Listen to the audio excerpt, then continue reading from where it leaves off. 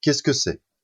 Selon Wikipédia, il s'agit de l'ensemble des interventions des administrations publiques dans l'économie. Il s'agit donc de l'influence des pouvoirs publics sur l'état d'économie d'un pays, par exemple. Les pouvoirs nationaux ont deux instruments économiques pour agir sur l'économie. Le premier outil est la politique monétaire, tandis que le deuxième est la politique budgétaire.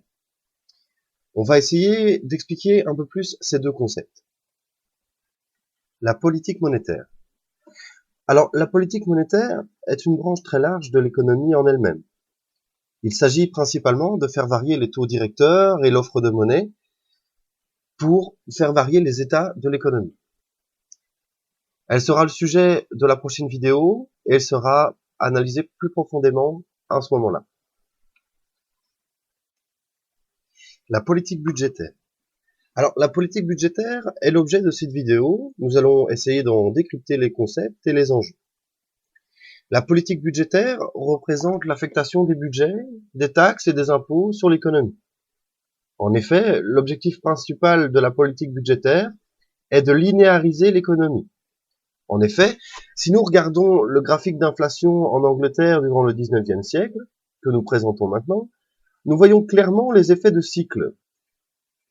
Ici, les cycles présents sont les cycles juglar, entre 8 et 10 ans de duration, où nous voyons un état où il y a une inflation extrême, et ensuite une déflation extrême.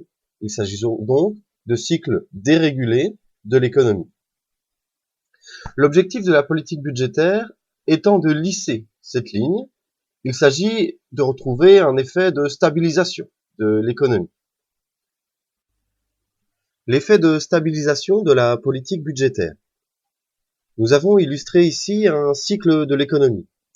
Nous avons deux périodes. La première période représente une économie qui se porte bien, où la croissance est présente. La deuxième période, quant à elle, représente une période de décroissance, une crise économique.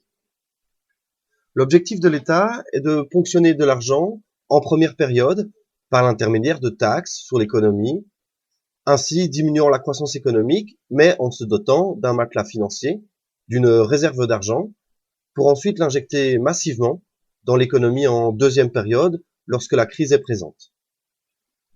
L'effet résultant est une linéarisation de l'économie, en d'autres termes, rendre les crises plus passables et stabiliser donc l'état économique. Le problème de la gestion politique du budget. Même si le but de ces vidéos n'a aucune vocation de démarche politique, nous devons aborder l'effet du politique dans l'application de ces outils. En effet, le problème est qu'il surgit un aléa moral dans l'implémentation d'une politique budgétaire optimale telle que décrite théoriquement précédemment. L'aléa moral vient du fait que le pouvoir politique, en termes de réputation et de bilan, a tout intérêt à n'agir que dans les crises, en injectant massivement des subsides, aides ou autres. Ainsi, l'économie ne peut se porter que bien ou très bien. Le problème de ces agissements est donc que le matelas financier du pays ne se crée plus. Et ainsi, les États, en aidant l'économie dans les crises, s'endettent donc de plus en plus. Ce fait est d'autant plus compréhensible puisque nous vivons actuellement le cas. La crise financière de 2009 a fait plonger la plupart des dettes publiques européennes. Et ainsi, nous payons actuellement les mauvaises politiques budgétaires des années précédentes. Merci de m'avoir écouté et j'espère que vous aurez trouvé mes commentaires utiles et agréables. Et à bientôt!